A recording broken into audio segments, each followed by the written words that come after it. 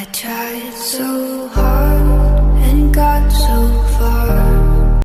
Gadis penghancur hidupku ternyata jodohku, bab 161 rendah hati. Aku tahu bahwa banyak orang yang mempelajari tradisional Muay Thai, tinjuannya tidak terlalu kuat. Setidaknya dibandingkan dengan mereka yang mempunyai kaki tajam, tinju bukanlah titik kuat mereka. Tetapi ini hanya relatif, siapapun yang belajar Muay Thai tinjuannya tidak boleh diremehkan. Aku semakin mendekati Sungki, memperkecil ruangannya. Lalu mencari cara untuk mendekat, agar ia tidak bisa melakukan gerakan kakinya. Setiap kali aku menghimpitnya ke sudut, kita seakan-akan ada sentuhan interaksi yang sengit. Biasanya aku terkena satu serangan kaki dari ia, lalu aku meninju ia satu atau dua pukulan. Perlahan-lahan aku mulai semangat, rasa sakit di badan, tatapan yang tajam dari lawan. Sorakan penonton dapat membuat adrenalin aku melambung. Sekitar 3 menit kemudian, aku sudah sepenuhnya mendalami situasi pertinjuan ini. Dan aku juga sudah tidak asing lagi dengan tinjuan Sungki, aku sudah tahu di mana titik kelemahannya. Tetapi Sungki sangat pintar dan juga sangat kejam. Ketika kita bersentuhan, ia selalu memukul paha kiriku. Bagian itu sudah terkena 4 pukulan, selain ada rasa sakit yang luar biasa. Kakiku juga semakin lemah sehingga sudah susah untuk diangkat. Kondisi Sungki juga tidak jauh lebih baik dari aku, ia juga terkena banyak pukulan dari aku. Kelenjar matanya sudah robek, tulang pipinya sudah membengkak, sudut mulutnya juga berdarah. Saat aku menghimpitnya ke pojok lagi, ia memanfaatkan kesempatan ketika gerakanku terlalu lebar, ia menendang kaki kiriku. Kali ini, aku sudah tidak bisa berdiri dan langsung jatuh ke lantai. Sungki menatapku dengan tatapan ingin menduduki badanku. Dan di saat itu aku seakan-akan mendengar suara teriakan Weni. Aku menahan rasa sakit dan melindungi kepalaku dengan kedua tanganku, aku melilit kedua kakiku di pinggang Sungki. Di saat itu juga aku langsung membalikkan badanku, dan menjatuhkan Sungki di lantai. Aku tidak bisa teknik mengunci, dan tidak ingin terjerat di lantai. Jadi aku membiarkan ia bangun dan aku langsung menendangnya sebelum ia benar-benar bangun. Sungki terkena pukulanku, saat itu pandangannya agak sedikit buram. Aku langsung memukulnya lagi dan bersandar di dekat tali. Lalu aku mendorongnya di dekat tali, dan meninju mukanya dari segala sisi. Setelah sekitar 7-8 pukulan, Sungki jatuh ke lantai. Melihat wajah Sungki yang penuh darah dan sudah tidak bisa bergerak, aku tidak meninjunya lagi, aku hanya mengatur nafasku. Keadaan panggung sudah sepi, adrenalinku sudah tidak melambung. Rasa semangat dan juga kekerasanku sudah perlahan-lahan menghilang. Sekarang aku merasa bagian pahaku dan bagian tubuh yang terkena pukulan sudah mulai semakin sakit. Sean mengambil mic dan lari ke atas panggung, ia mengumumkan dengan suaranya yang lantang dan ekspresi wajah yang kaku bahwa aku pemenangnya. Basero dan Bruce bersamaan naik ke ring tinju dan merangkul badanku. Setelah nafasku lancar, aku melambaikan tangan sebagai tanda bahwa aku baik-baik saja. Lalu, dengan perlahan aku jalan ke samping dan melompat dari ring tinju. Roman, kamu tidak apa-apa kan? Weni berlari dan bertanya tanpa daya. Bayu dan Leni juga ikut menghampiriku. Tidak apa-apa, tunggu sebentar. Setelah aku ganti pakaian, kita pergi makan malam. Aku tertawa dengan tidak sengaja terkena luka di sudut bibir tadi merasa sakit. Setelah bicara, aku perlahan-lahan berjalan ke arah ruang ganti pakaian. Kaki kiriku benar-benar sangat sakit, Sungki si brengsek itu sangat kejam. Ia sengaja menendang ke arah pahaku, dan sekarang membuatku tidak bisa mengangkatnya. Baru saja aku berjalan beberapa langkah, Warren berlari ke arahku dan membawa satu botol spray dan beberapa bungkus es batu. Ia sangat panik dan terus bertanya apakah aku baik-baik saja, sambil menyemprot spray itu. Barang itu sangat dingin, sangat nyaman setelah disemprot. Rasa sakitnya juga perlahan-lahan berkurang. Setelah menyemprot spray itu beberapa saat, Warren menaruh sebungkus es batu di pahaku dan mengikatnya. Lalu, ia memberiku 2 bungkus es batu untuk aku menaruh di bagian sudut bibir yang terluka. Kelihatan jelas bahwa ia sangat khawatir kalau aku terluka, karena ia tidak bisa menahan amarahnya Suchard. Perihal Sungki, sudah ada beberapa orang membawa kotak obat-obatan dan handuk ke atas panggung untuk melihat keadaannya. Sebenarnya luka ia tidak termasuk parah, hanya saja wajahnya telah babak belur. Kelenjar mata dan sudut bibirnya telah robek, sepertinya batang hidungnya juga sudah patah dan juga tulang pipinya membengkak seperti roti kukus. Untung saja, aku bisa mengontrol diriku sendiri. Andai saja saat ia jatuh dan aku masih meninjunya, lukanya akan makin parah, mungkin sudah dibawa ke rumah sakit sekarang. Setelah balik ke ruang ganti pakaian, aku benar-benar merasa sangat lelah. Aku hanya diam dan bersandar di kursi, membiarkan Basero membantuku melepaskan perban tinju. Tuan Roman, kamu sangat hebat. Jika kamu menerima pelatihan khusus dalam jangka waktu tertentu, kamu pasti akan bisa mengikuti lomba tinju yang lebih profesional. Kata Basero dengan kagum. Aku menunjukkan senyum pahit, aku bisa menang karena bertemu lawan yang lemah seperti Sungki. Kalau dibilang untuk menjadi peninju profesional, aku rasa aku tidak bisa bertahan lebih dari 1 menit. Tuan Roman, kamu terlalu rendah hati, di antara peninju yang biasa, Sungki sudah termasuk paling hebat. Kamu bisa menang dari ia berarti kamu mempunyai kemampuan. Tinjuanmu sangat cepat, tenaganya kuat, dan juga tepat serangan. Kamu lebih hebat dari Sungki, tapi kekuranganmu itu tidak menerima pelatihan khusus, jadi kamu tidak menguasai teknik yang cukup. Haha, Basero. Kamu tahu bagaimana cara aku melatihnya? Tidak tahu, apa Tuan Roman pernah belajar? Tidak. Aku menggeleng kepalaku dan tersenyum pahit berkata, aku bisa ini karena sering berkelahi dengan Jack. Saat aku di penjara, aku satu ruang dengan ia. Awal 2 tahun saat aku masuk penjara, Jack mempermainkanku seperti monyet. Lalu aku berkelahi dengannya, kita berdua sama-sama punya pikiran untuk membunuh satu sama lain. Tiap 3 hari atau 2 hari kita pasti berkelahi, tetapi saat itu ada beberapa orang lain yang tinggal di ruang yang sama membantu Jack memukulku sehingga setiap berkelahi aku selalu dipukul hingga tinggal setengah nyawa.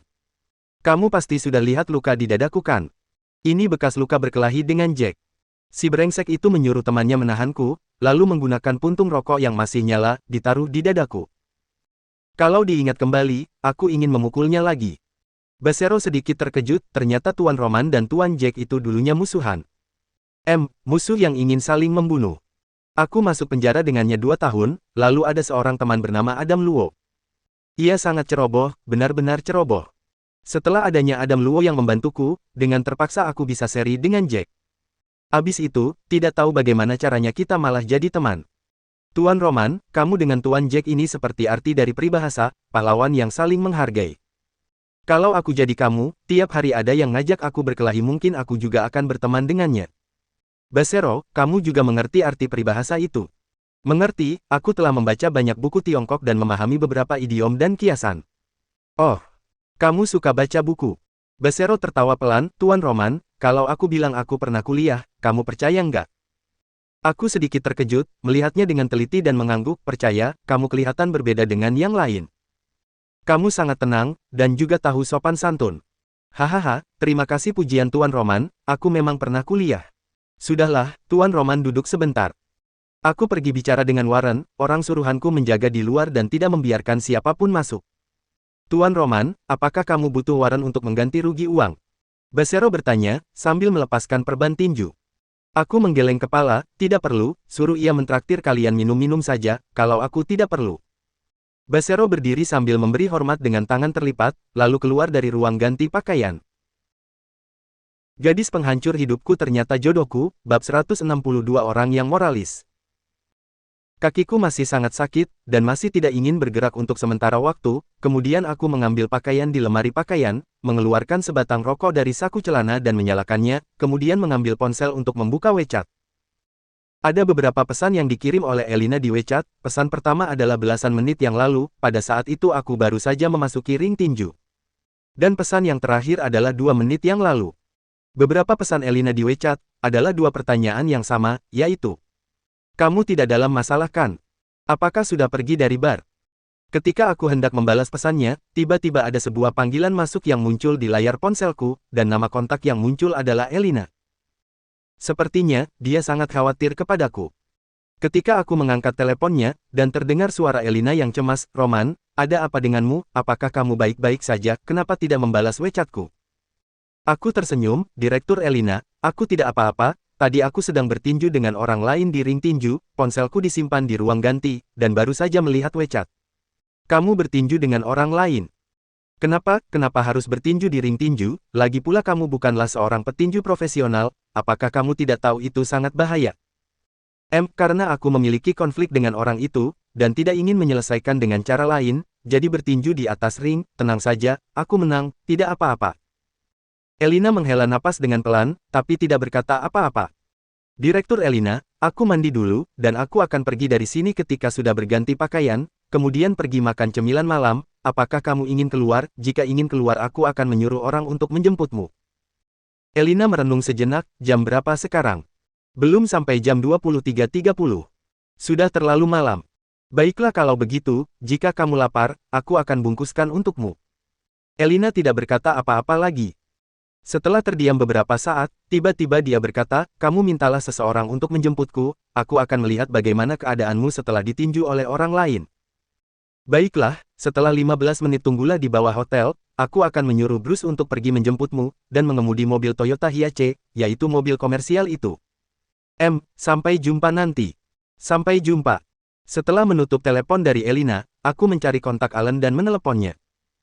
Ketika waktu berada di lantai 2 di bar, aku bertemu Alan, dia terlihat sangat panik, karena sebenarnya aku sudah berpesan dengannya, untuk membantuku membimbing teman sekelasnya, dan sekalian menjaga mereka. Tapi Bayu dan Weni datang ke bar milik Sungki, tetapi Alan tidak ikut, sehingga kemudian terjadi begitu banyak hal. Bruce tidak membawanya masuk ke ruang tinju, dan sekarang seharusnya dia masih menunggu di depan pintu bar. Setelah teleponnya terhubung, Alan benar-benar sangat panik, dan terus-menerus meminta maaf kepadaku.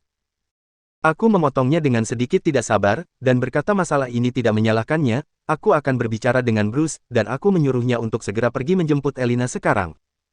Setelah menutup telepon, aku mengirim nomor Elina kepadanya, kemudian meletakkan ponsel, mengambil handuk dan menyeret kakiku yang sedikit pincang untuk pergi mandi. Setelah selesai mandi, Basero sudah kembali ke ruang ganti, dia memberitahuku, bahwa Warren tadi ingin memberinya 100.000 bat, untuk mengobati cederaku. Tapi Basero tidak menerimanya, dan berkata itu adalah permintaanku. Jadi Warren memegang uang itu, dan menunggu di luar ruang ganti. Sepertinya, Sungki tidak cedera parah, Warren tahu bahwa bawahanku penuh dengan belas kasihan, jadi dia ingin memberikan sedikit uang agar aku senang, untuk menghindari aku akan mengatakan hal-hal yang buruk tentangnya di depan Suchard. Setelah aku selesai mengenakan pakaian, dan mengambil barang-barangku, aku berjalan keluar dari ruang ganti ditemani oleh Basero. Warren berdiri di samping pintu, setelah melihatku keluar, raut wajahnya langsung menunjukkan rasa bersalah dan prihatin, Tuan Roman, apakah kakimu baik-baik saja? Aku tersenyum sambil menggelengkan kepala, tidak apa-apa, hanya sedikit masalah kecil saja, masalah sepele. Tuan Roman, kali ini benar-benar minta maaf, aku akan memberi pelajaran kepada Sungki, ini adalah 100.000 bat, untuk biaya pemeriksaan dan penyembuhan Tuan Roman di rumah sakit, kamu terimalah dulu, setelah cedera Sungki sudah membaik, aku akan menyuruhnya untuk meminta maaf kepada Tuan Roman secara pribadi. Sambil mengatakan itu, Warren menyodorkan sebuah kantong plastik di depanku. Aku tidak mengambilnya, tetapi aku menepuk pundaknya, Warren, jika aku menginginkan uang, 100.000 saja tidak akan cukup, tenang saja, dendamku terhadap anakmu, sudah diselesaikan di atas ring tinju, dan tidak akan mencari masalah lagi dengannya, untuk di sisi Tuan Suchard, Tuan Basero juga telah mendengar kata-kataku dengan telinganya sendiri, dan dia akan menyampaikan kepada Tuan Suchard. Tuan Roman, kamu. Sudahlah, sudah kukatakan, dendamku dengan Sungki sudah diselesaikan di atas ring tinju, simpan saja duitmu. Tatapan mata Warren sangat bingung, dan masih memegang kantong plastik itu. Basero sedikit tidak sanggup untuk melihat, dan berkata dengan tidak sabar, Warren, Tuan Roman adalah orang yang sangat moralis, dan rekan dari Tuan Suchard dan Tuan Chiang Rai, kamu memberinya uang 100.000 bat apakah untuk menghina moralisnya? Tidak, tidak berani. Warren menarik kantong plastiknya dengan buru-buru, dan membungkuk dengan hormat kepadaku seperti upacara seremonial, dan berkata, terima kasih Tuan Roman, kamu adalah orang yang layak untuk aku kagumi. Ini hanyalah masalah kecil, tidak perlu berlebihan, sudahlah. Aku masih ada masalah lain, aku pergi dulu. Baiklah, aku akan antar Tuan Roman dan Tuan Bagas keluar, aku akan menyambut Tuan Roman datang kapan saja. Aku tidak bersuara, dan berpikir di dalam hati tempatmu ini, aku pasti tidak akan datang lagi. Bayu dan Weni berdiri tidak jauh di samping, setelah melihatku keluar mereka langsung menyapa, dan bertanya kepadaku dengan khawatir apakah aku baik-baik saja. Malam ini aku tidak tahu sudah berapa kali aku mengatakan kata tidak apa-apa. Warren secara pribadi mengantar kami sampai lantai 1, dan mengantar sampai depan pintu bar, setelah melihat kami tidak mempunyai mobil, dia juga inisiatif menawarkan untuk mengantar kami pulang menggunakan mobilnya. Aku berkata aku ada mobil, dan akan tiba sebentar lagi. Basero dan dua bawahanku mempunyai mobil, tapi mereka tetap berdiri di sampingku, sepertinya mereka ingin mengantarku kembali ke hotel dengan aman, dan mereka baru dianggap telah menyelesaikan tugas dari Suchard. Aku memberitahu Basero, aku akan berkeliling sebentar dengan temanku, menyuruhnya dan orangnya untuk pulang terlebih dahulu, dan kami akan jalan-jalan sendiri. Basero tidak bersedia, tapi aku terus memintanya, dan akhirnya dia mengangguk dan setuju. Setelah berpamit denganku, mereka menggunakan sebuah mobil Honda di tepi jalan dan pergi. Dan juga Bruce, setelah aku membujuknya dengan beberapa kata, dia juga ikut bawahannya pergi. Setelah menunggu beberapa menit, sebuah mobil Toyota Hiace yang familiar berhenti tepat di depan bar. Pintu mobil terbuka, Alan dan Elina turun dari mobil pada waktu yang bersamaan, dan bertanya bersamaan, apakah kamu baik-baik saja? Bedanya adalah mereka menggunakan sebutan yang berbeda. Aku tersenyum getir dan menggelengkan kepala, malam ini aku sudah mendengar belasan kali kalimat apakah kamu baik-baik saja, orang yang begitu besar berdiri di sini, menurut kalian aku akan ada masalah apa? Lalu, bagaimana dengan teman sekelasmu? Alan bertanya dengan hati-hati. Aku menunjuk beberapa teman sekelas di sampingku, kamu hitunglah sendiri, apakah ada yang kurang, atau ada lengan atau kaki yang hilang. Alan benar-benar menghitung dengan serius, dan melihat dengan teliti apakah ada yang kehilangan lengan atau kaki. Setelah beberapa saat, Alan menghela napas lega. Sini, izinkan aku untuk memperkenalkan kepada kalian, ini adalah bos aku, Direktur Pemasaran dari perusahaan Tekno ZWK, Elina. Sambil mengatakan itu, aku memperkenalkan teman sekelas lamaku kepada Elina. Pada saat ini, aku menyadari bahwa Harry Huang terus menatap wajah Elina, tatapannya itu, tampaknya sangat sulit dibedakan dengan jelas, dan membuatku ingin memukulnya. Gadis penghancur hidupku ternyata jodohku, bab 163 jangan tertawa. Halo Direktur Elina, aku tidak menyangka bertemu denganmu di sini. Kata Weni dengan sungkan, dan bahkan mengulurkan tangan ingin berjabat tangan dengan Elina. Elina sudah pernah melihat Weni di video, dan di telepon barusan, aku juga sudah pernah memberitahu dia nama Weni, jadi tidak ada banyak keraguan ketika bertemu langsung dengannya. Halo, senang bertemu denganmu, namamu Weni kan? Aku pernah mendengarnya dari Roman, selain itu, aku harus meminta maaf denganmu, ingatanku tidak terlalu baik, untuk sesaat aku tidak ingat kita pernah bertemu di mana. Weni melambaikan tangannya dengan cepat, Direktur Elina, tidak perlu meminta maaf, itu adalah masalah 5 tahun yang lalu, ketika pesta makan malam, pada saat itu kita juga tidak banyak bicara, karena pada saat itu Direktur Elina menolak pengakuan perasaan dari seseorang di depan umum, aku sangat terkesan dengan masalah itu, jadi aku mengingatnya. Elina sedikit berpikir kembali, dan tiba-tiba dia teringat, aku sudah ingat, Tuan Farel adalah kakekmu, benarkah?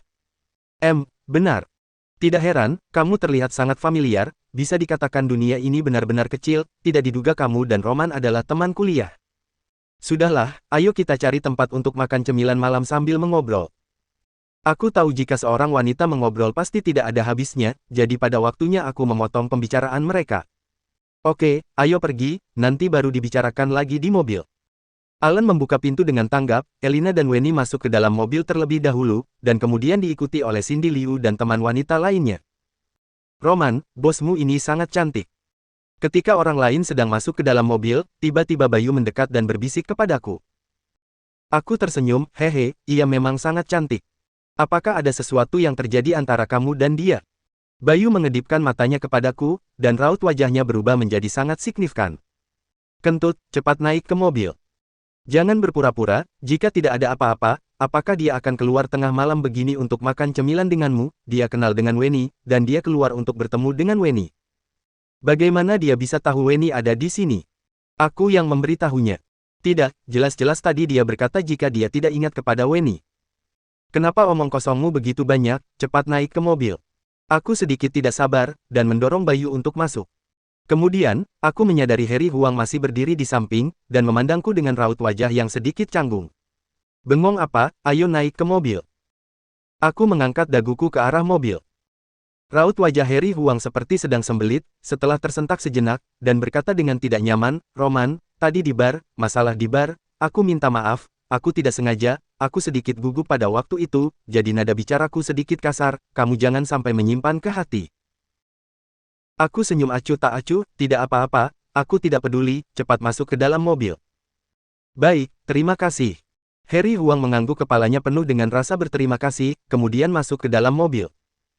Aku terbiasa duduk di samping pengemudi, sambil memegang kantong es dan mengompres di kakiku, dan bertanya kepada Alan cemilan malam mana yang enak di dekat sini. Setelah bertarung di ring tinju, perutku sudah lapar. Elina dan Weni akrab dengan cepat, dan mengobrol tanpa henti sepanjang jalan. Bayu dan para pria lainnya berbicara tentang proses aku dan Sungki di atas ring tinju penuh dengan semangat. Thailand adalah sebuah negara dengan perkembangan hidup yang sangat lambat. Jika ada orang dari China yang kaya datang ke Thailand untuk menerapkan sistem kerja lebih dari 10 jam sehari, diperkirakan akan diperbudak seperti anjing. Di sini, sebagian besar orang Thailand hanya bekerja kurang lebih 6 jam sehari, mereka bangun sangat siang, dan tidur sangat larut pada malam hari, masih banyak orang di jalan pada jam 11 malam. Alan membawa kami ke tempat yang jauh dari kota, tapi masih ada beberapa tempat barbecue, dan di samping terdapat beberapa tempat yang menjual buah dan makanan ringan lainnya. Weni, Bayu dan lainnya langsung tertarik dengan sederetan makanan yang menggoda. Tapi harus kukatakan, makanan di sini sangat murah, terutama buah-buahan, tetapi Chiang Mai terletak di utara Thailand, terlalu jauh dari garis pantai, dan jenis makanan laut jauh lebih sedikit daripada di kota selatan, dan harganya tentu saja lebih mahal. Menurut pemahamanku terhadap Elina, dia juga seseorang yang sangat suka dengan kuliner makanan, tapi sekarang dia sepertinya tidak terlalu tertarik kepada makanan, dia hanya mengerutkan keningnya dan menatap kakiku yang pincang ini. Apakah cederamu parah? Ketika semua orang sedang memesan barbecue dan membeli buah, dia akhirnya tidak bisa menahan dan mulai bertanya. Aku menggelengkan kepala, hanya luka luar saja, akan membaik setelah tidur. Dia mengangkat ponselnya, dan menghadapkan layar ponselnya ke arahku, berkata, video kamu dan orang lain di ring tinju sudah diunggah ke internet, aku sudah menonton semua proses itu, kakimu ditendang begitu banyak kali oleh orang lain, dan masih berkata tidak parah. Aku melirik sejenak, gambar itu memang pertarungan antara aku San Sung Ki, dan berpikir dalam hati bukankah pertarungan ilegal pada umumnya dilarang untuk mengambil gambar. Video ini telah beredar di internet, orang yang mengelola tempat tinju Warren tidak bekerja dengan baik. Atau, kita pergi periksa ke rumah sakit. Elina berkata lagi. Ini hanya cedera kecil tidak perlu periksa ke rumah sakit, aku akan mengompresnya dengan kantong es. Bagaimana jika cedera sampai ke tulangmu? Tenang saja, ketika aku di penjara aku sering terluka, bahkan jauh lebih parah dari ini, dan sama saja tidak ada apa-apa yang terjadi.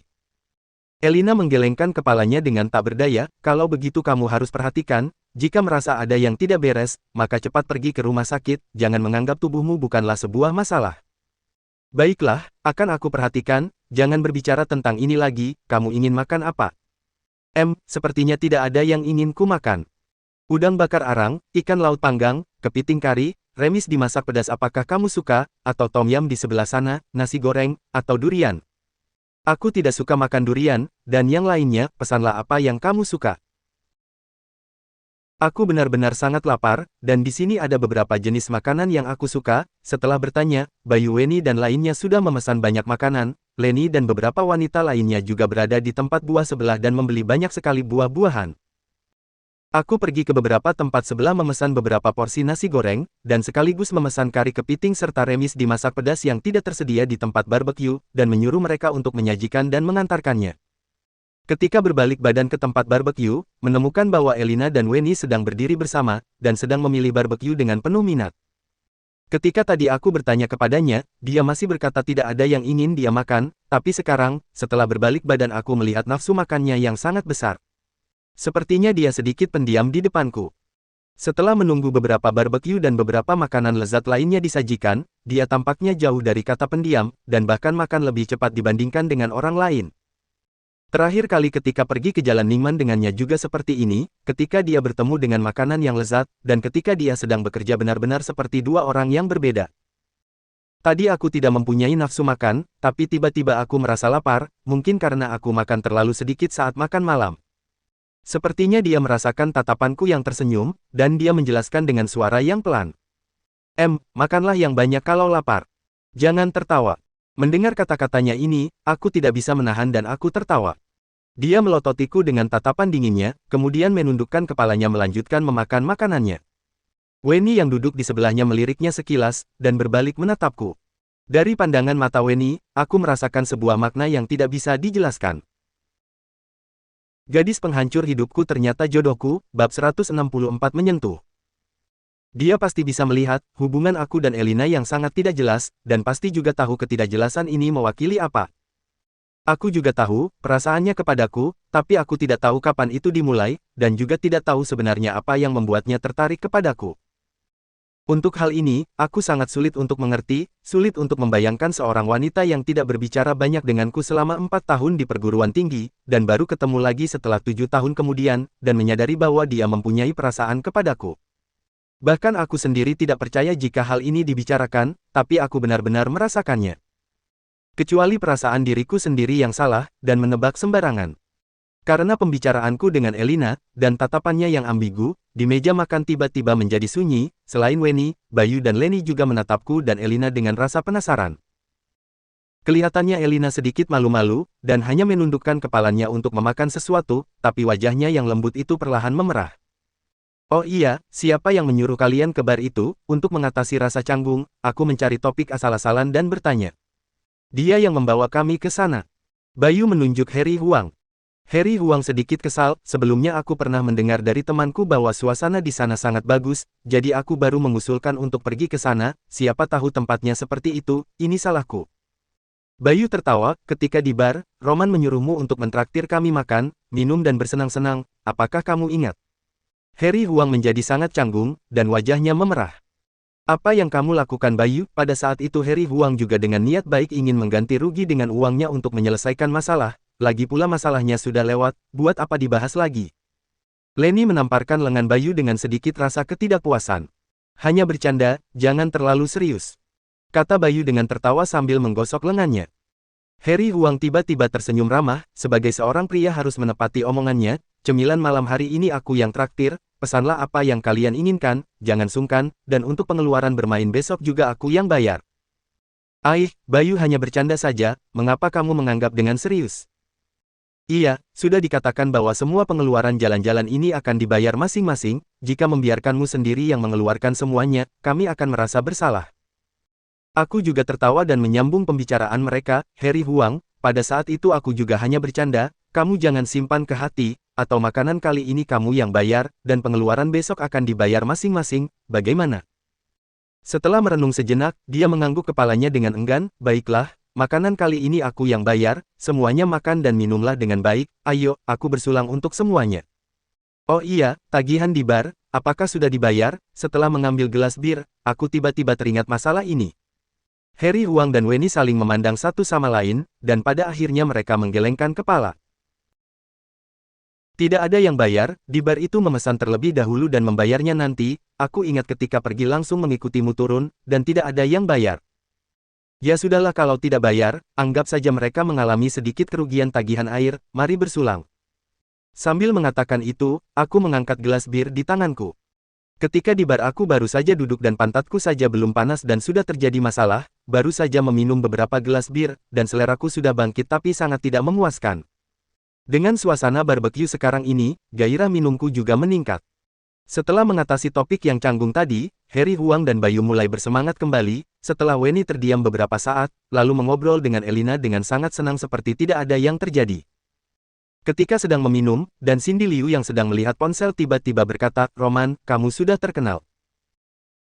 Kemudian dia memberitahuku, di sebuah aplikasi dalam negeri muncul video kami di bar dan video aku di atas ring tinju, dan ada orang yang mengedit dua video itu menjadi satu, meskipun di dalam negeri sudah lewat dari jam 12 malam, tapi video yang diedit itu banyak disukai hanya dalam waktu 1 jam, dan juga sudah tersebar luas di media berita yang tidak memenuhi syarat dan di situs forum. Aku tidak terlalu terkejut, karena Elina sudah memberitahuku tentang videoku yang sudah diunggah. Tapi temanku yang lainnya sangat senang, karena wajah mereka muncul di video. Roman, hari ini aku baru sadar bahwa kamu sangat hebat, kapan kamu belajar bertinju? Bayu tiba-tiba bertanya dengan penasaran. Aku menggelengkan kepala, tidak pernah belajar, hanya saja ketika aku di penjara sering bertinju dengan orang yang ada di dalam penjara. Wah, kamu sering berkelahi dengan orang di dalam. Apakah di dalam benar-benar sangat suram? Apakah sama seperti yang di film-film? Beberapa teman bertanya sekaligus. Aku menggelengkan kepala lagi, dan tersenyum, tidak berlebihan seperti di film-film, sebenarnya di dalam dikelola dengan sangat ketat, aku hanya tinggal satu sel dengan beberapa orang gila. Orang gila. Contohnya, seperti orang-orang yang suka membuat masalah untuk menghilangkan kebosanan. Harry Huang tiba-tiba bertanya, Roman, aku dengar waktu itu kamu sengaja melukai seseorang dan masuk ke dalam sana, tapi kamu yang dulu tidak suka menimbulkan masalah, bagaimana bisa melukai orang? Aku juga mendengar bahwa kamu bertindak heroik untuk menyelamatkan orang, dan kamu dilaporkan oleh pihak lain dan ditangkap oleh polisi, apa yang sebenarnya terjadi pada saat itu? Setelah mendengar pertanyaan ini, aku melirik Elina secara tidak sadar. Kebetulan, dia juga menoleh ke arahku. Aku melihat kerumitan yang ada di matanya, dan tahu apa yang akan dia lakukan, jadi aku tertawa dan berkata terlebih dahulu, pada saat itu hanya ada sedikit kesalahpahaman, aku juga memang menyakiti orang itu, dan lukanya sangat parah. Sudahlah, masalah ini sudah berlalu begitu lama, jangan dibahas lagi, ayo, minum. Sambil mengatakan itu, aku mengambil gelasku lagi. Elina adalah wanita pada tahun lalu itu, aku hanya memberitahu Christopher, bahkan Bayu dan Lenny yang pernah tinggal bersamaku, aku juga tidak memberitahukan kepada mereka. Jadi, di sini tidak ada yang tahu bahwa wanita yang membuatku masuk penjara tahun itu, adalah wanita yang duduk di sebelahku, dan hubungannya denganku sedikit tidak ada kejelasan. Aku juga tidak tahu dengan takdir ini, ataukah ini sebuah kebetulan, secara singkat dunia ini kadang terasa sangat aneh. Setelah melihat aku tidak ingin membahas masalah itu, Harry Huang juga tidak bertanya lagi, dan teman yang lainnya juga tidak mengungkit masalah ini lagi, dan juga mengubah topik pembicaraan. Kami bubar ketika sudah hampir jam 1 dini hari. Alan mengantar Wenny dan lainnya kembali ke hotel terlebih dahulu, dan kemudian baru mengantar aku dan Elina ke hotel yang kami tinggali. Di perjalanan, Elina tiba-tiba berkata, "Roman, maaf. Aku sedikit bingung, kenapa tiba-tiba meminta maaf? Karena masalah kamu masuk penjara. Oh, bukankah sebelumnya kamu sudah meminta maaf kepadaku? Tapi setiap aku memikirkan kamu menjalani hidup di dalam penjara, mengingat bekas luka yang ada di dadamu, aku merasa sangat bersalah, menyalahkan diriku sendiri, dan sangat menyesal, jika saat itu aku melarikan diri, kamu juga tidak akan menderita seperti ini." Aku tersenyum acuh tak acuh, tidak perlu menyalahkan diri sendiri, ini mungkin memang hidupku, jika Tuhan ingin membuatku masuk penjara, bahkan jika tidak bertemu denganmu, aku mungkin memiliki masalah yang lain, dan juga, bukankah sekarang aku baik-baik saja, masalah sudah berlalu, jangan terlalu dipikirkan, kamu seharusnya berpikir jika bukan karena masalah itu, mungkin kita tidak akan saling mengenal. Setelah mendengar kata-kataku, Elina menundukkan kepalanya dan terdiam, atau mungkin aku telah menyentuh sesuatu dengan kata-kata terakhirku tadi. Gadis penghancur hidupku ternyata jodohku, bab 165 parah. Sebenarnya ini semua karena takdir, jika bukan karena masuk penjara, tidak akan ada banyak hal yang terjadi antara aku dan dia. Setelah terdiam beberapa saat, Elina bertanya lagi, "Roman, dalam 3 tahun itu, apakah kamu sangat membenciku, termasuk saat kamu keluar, dan pada saat kamu mulai bekerja di perusahaan?"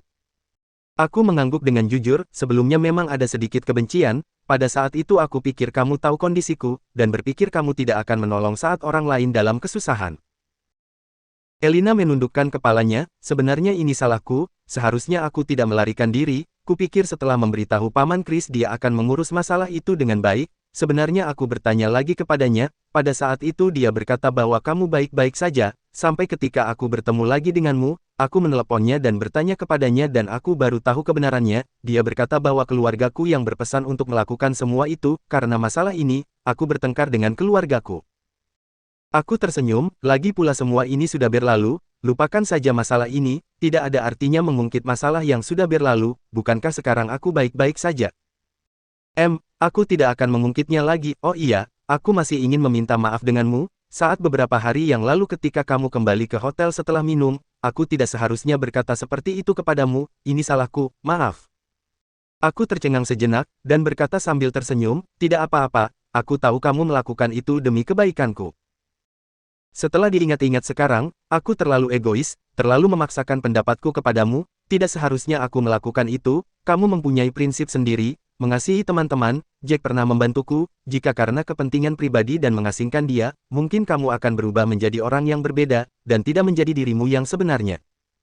Aku terdiam, tidak tahu bagaimana menanggapi kata-katanya. Apa yang dia katakan tidak salah, jika aku sengaja mengasingkan Jack, itu akan bertentangan dengan hati nuraniku sendiri, bisa membuatku tidak menjadi diriku yang sebenarnya. Jika Jack benar-benar bertarung dengan Timothy, dan ketika ingin bantuanku, mungkin aku tidak ada cara untuk menolak. Bukan tidak ada cara untuk menolaknya, tapi tidak ada cara untuk menolak niatku. Tapi semoga hal seperti ini tidak akan terjadi. Kamu tidak akan menyalahkanku kan? Elina tiba-tiba bertanya. Aku menggelengkan kepala dengan cepat, tidak akan, aku bahkan tidak berpikiran picik seperti itu. Baguslah kalau begitu. Besok aku dan Wenny akan pergi ke Wat Rong Hun dan Baandam Museum, apakah kamu ingin pergi? Tidak, karena aku sudah ke sana sebelumnya, aku akan memberimu beberapa hari libur, bersenang-senanglah bersama mereka selama beberapa hari. Bagaimana kalau Pulau Phuket, pada waktunya ayo pergi bersama. Aku masih tidak tahu apakah aku ada waktu atau tidak, kita bicarakan lagi nanti. Sambil mengatakan itu, aku memutar kepalaku dan melihat keluar jendela mobil. Kebetulan mobil sedang berhenti karena lampu merah, aku melihat sebuah mobil Lexus berhenti di tepi jalan, model mobil yang sangat indah, pria yang duduk di kursi pengemudi terlihat sangat familiar, sepertinya aku pernah bertemu dengannya di suatu tempat. Ketika aku mencoba untuk mengingat kembali di mana aku bertemu dengan pria itu, pintu belakang mobil Lexus itu terbuka, dan keluar seorang wanita muda cantik yang sangat familiar juga.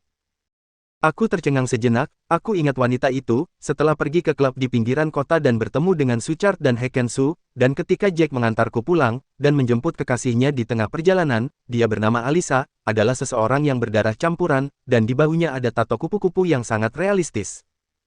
Sekarang, wanita yang keluar dari mobil di tepi jalan itu, juga seseorang yang berdarah campuran, dan wajahnya yang terlihat sangat familiar, meskipun berjarak 5-6 meter jauhnya, aku masih bisa melihat dengan jelas seekor kupu-kupu yang sangat realistis di bahunya.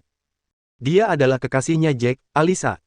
Yang membuatku bingung adalah, setelah Alisa keluar dari mobil Lexus itu, dia kemudian naik ke taksi yang sedang lewat. Dia adalah kekasih Jack, dan Jack sudah datang ke Chiang Mai, apakah dia tidak bermalam dengannya? Mungkin Jack mempunyai kekasih lain di Chiang Mai. Atau mungkin setelah Jack menyelesaikan sesuatu, dia menyuruh orang untuk mengantarnya pulang. Tidak benar, Jack datang ke Chiang Mai mengendarai mobil Mercedes-Benz S600L, dan bukan Lexus, aku juga tidak pernah melihat dia memakai mobil Lexus. Lagi pula, beberapa orang yang dia bawa datang ke sini aku masih ingat semuanya, dan pengemudi Lexus itu sama sekali bukan orang yang dia bawa datang. Kenapa setelah Alisa turun dari mobil Lexus, dan berganti untuk naik taksi? Apakah untuk menutupi keberadaannya? Menghindari pelacakan? Kenapa harus berbuat seperti itu? Atau, Alisa berselingkuh dari Jack? Siapa pengemudi Lexus itu? Jelas-jelas terlihat sangat familiar, tapi aku tidak bisa mengingatnya sementara waktu ini, sepertinya aku melihatnya di rumah bangsawan Jack, tapi aku tidak bisa memastikannya. Sebenarnya aku tidak tahu hubungan kekasih apakah termasuk berselingkuh, tapi bagaimanapun juga, bagi Jack, masalah ini mungkin bukanlah suatu hal yang bagus. Bahkan, naluriku berkata masalah ini mungkin lebih parah dari perselingkuhan biasa. Penuh dengan pertanyaan, Lexus sudah dikemudi sampai ke persimpangan, dan berdampingan dengan Toyota Hiace yang aku duduki untuk menunggu lampu merah, dan penampilan pria itu terlihat lebih jelas. Pada saat ini, taksi yang ditumpangi Alisa juga mulai jalan, tidak berbalik arah, tapi melaju ke belakang mobil Lexus, dan juga sedang menunggu lampu merah. Dengan kata lain, Alisa dan pria itu pergi ke arah yang sama, ini cukup membuktikan bahwa dia sengaja berganti mobil di tengah perjalanan.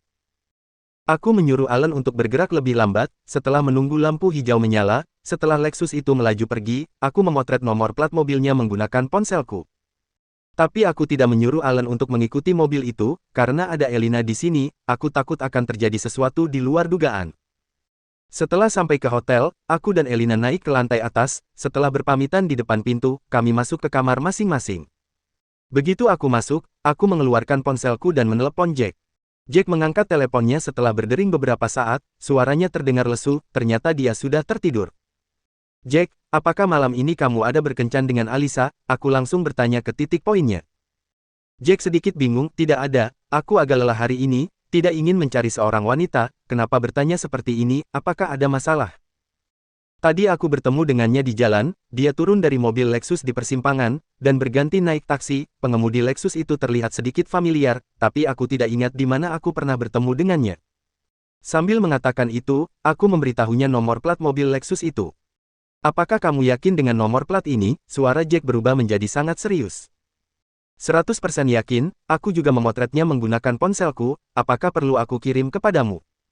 Kirim kepadaku. Kamu tunggu sebentar. Aku mengatur tampilan layar ponsel keluar dari tampilan saat menelepon, kemudian mengirimkan foto itu kepadanya. Sudah aku kirimkan, cobalah kamu periksa apakah sudah masuk. Aku masih belum menerimanya sekarang, oh iya, pengemudi itu, bagaimana penampilannya?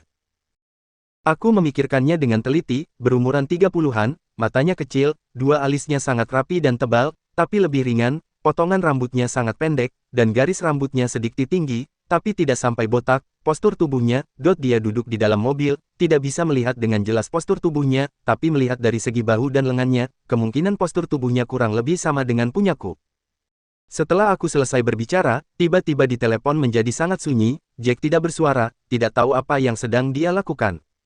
Aku sudah menerima fotonya, aku pastikan terlebih dahulu nomor plat ini. Setelah terdiam sejenak, Jack baru berbicara. Setelah beberapa saat, terdengar suara Jack yang sangat marah, "Sial, wanita jalang ini, aku akan membunuhnya." Gadis penghancur hidupku ternyata jodohku, bab 166 mata-mata. Aku mengerutkan kening, "Jack, ada apa?" Wanita jalang itu, bangsat. Jack marah beberapa kata dengan sangat ganas, kelihatannya setelah menarik napas yang panjang, dan berusaha untuk mencoba mengendalikan emosinya sendiri, dan berbicara dengan perlahan, "Lexus itu, adalah punya adikku, dan pengemudi itu, adalah orangnya. Pada saat kamu datang ke rumahku, seharusnya kamu pernah melihatnya, pada saat itu dia berada di samping Timothy." Tiba-tiba dengan sangat cepat aku mengerutkan keningku, "Jack, maksudmu, Alisa bersekongkol dengan Timothy?" Iya, 100% yakin, Timothy bersekongkol dengannya, tujuannya adalah, mungkin ingin mengambil beberapa informasi yang berguna dariku, atau mungkin menginginkan nyawaku. Setelah mendengar kata-katanya, tiba-tiba suasana hatiku menjadi sangat buruk. Pantas saja Alisa berganti mobil di pertengahan perjalanan, dan naik taksi untuk pulang ke rumah, tujuannya adalah tidak ingin membuat semua orang tahu tentang hubungannya dengan Timothy.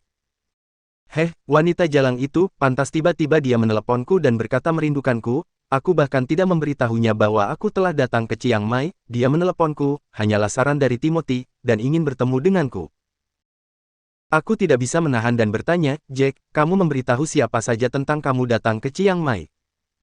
"Hanya beberapa orang yang bisa dipercaya di sekitarku." "Tunggu, maksudmu, ada mata-mata di sekitarku?" "Aku tidak tahu, kamu seharusnya lebih tahu tentang orang di sekitarmu." "Sial, dasar pengkhianat." Setelah Jack terdiam beberapa saat, dan dia mencaci maki dengan sangat marah. Sekarang, dia sudah menebak ada mata-mata di sekitarnya, dan bahkan kemungkinan dia bisa menebak siapa orang itu. Aku bertanya, "Bagaimana kamu akan mengurus masalah ini?" Jack terdiam sesaat, dan tiba-tiba nada bicaranya menjadi sangat dingin. "Seumur hidupku aku paling benci dengan seorang pengkhianat, aku pasti tidak akan melepaskan mereka. Kamu ingin membunuh mereka. Kamu akan tahu pada waktunya."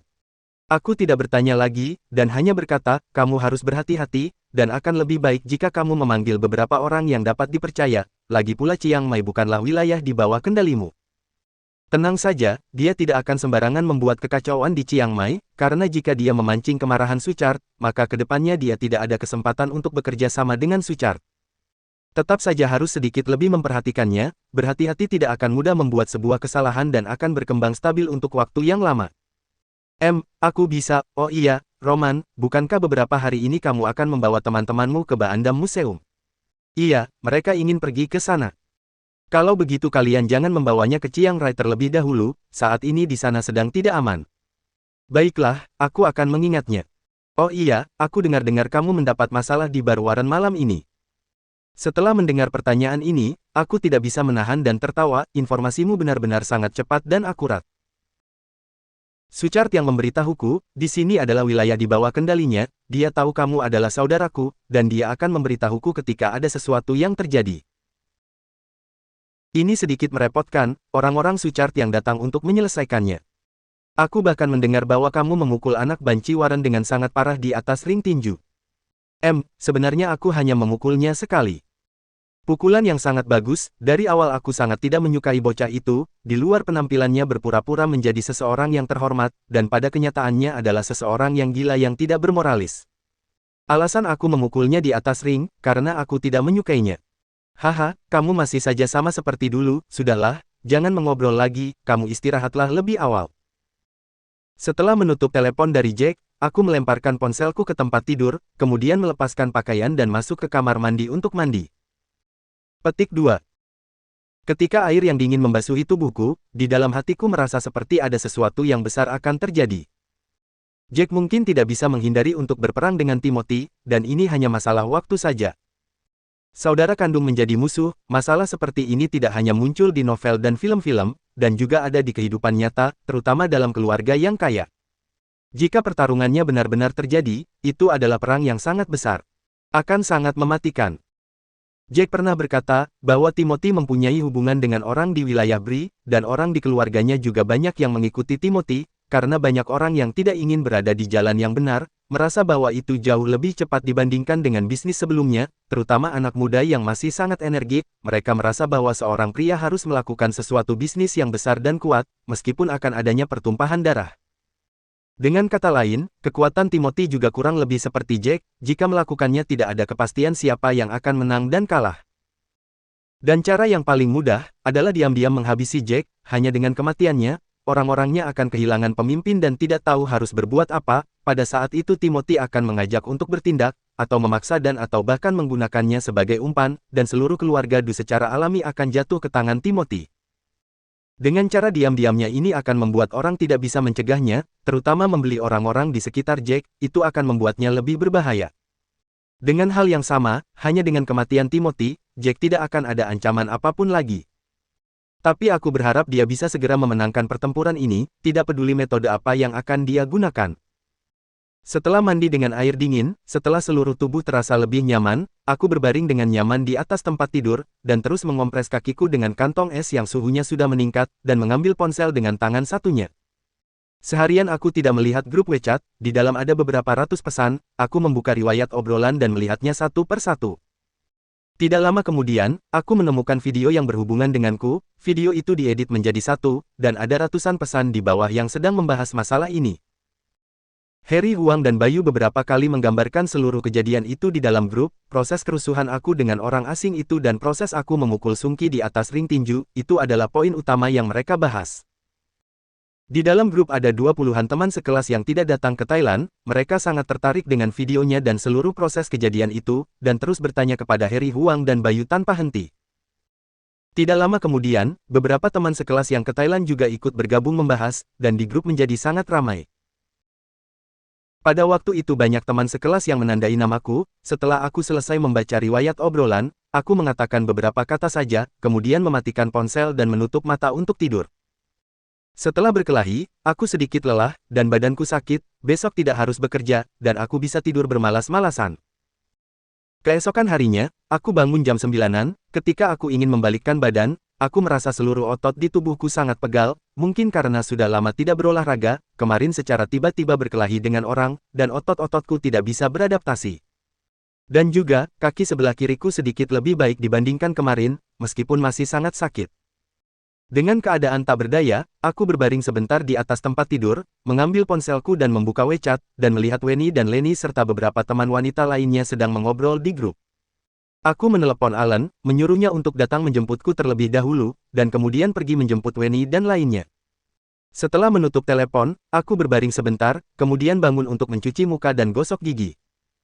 Kemarin sebelum Danny Tong dan Jack berpisah, mereka sudah membuat janji untuk bertemu lagi 2 hari ke depan, pada saat itu mereka akan memutuskan akan bekerja sama atau tidak, dan juga ketentuan umum dalam bekerja sama. Gadis penghancur hidupku ternyata jodohku, bab 167 tidak ada keberanian.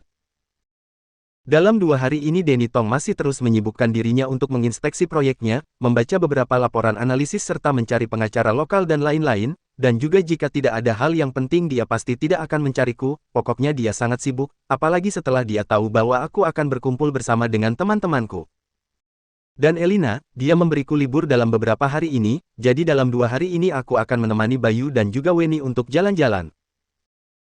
Tapi setelah 2 hari kemudian, aku tidak akan ikut mereka ke Bangkok, melainkan pergi bekerja dan melanjutkan kesibukanku mengenai urusan proyek di BTT, proyek ini sudah memasuki tahap akhir, aku hanya perlu membuatkan sistem baru untuk BTT dan itu bukan masalah besar untukku, kemudian merevisi beberapa hal detail lainnya, jika semua lancar tidak ada kendali, mungkin hanya akan memerlukan waktu sekitar 1-2 minggu ke depan untuk diluncurkan secara resmi. Jadi, untuk tahap terakhir ini, aku akan berada di Chiang Mai untuk memastikan kelancaran operasi proyek ini. Kemarin Elina selalu sibuk dengan urusan pengajuan urusan Board of Investment dan mendaftarkan kantor cabang, tapi karena hari ini adalah hari Sabtu dan besok Minggu, maka bagian sistem administrasi tidak bekerja, maka dari itu dia mempunyai waktu untuk menganggur dan dia bisa mewakili pekerjaanku di kantor, tapi setelah 2 hari nanti, aku harus kembali melanjutkan pekerjaanku dan membiarkan dia fokus sibuk ke urusan kantor cabang. Bayu dan Weni akan ke Pulau Phuket setelah 2 hari di Bangkok, dan mereka akan menginap di sana selama 4 hari. Sebenarnya aku sangat ingin ikut dengan mereka, karena yang aku dengar, Pulau Phuket itu memiliki pantai yang indah dan bahkan air lautnya sangat jernih, apalagi dari kecil aku begitu menyukai laut.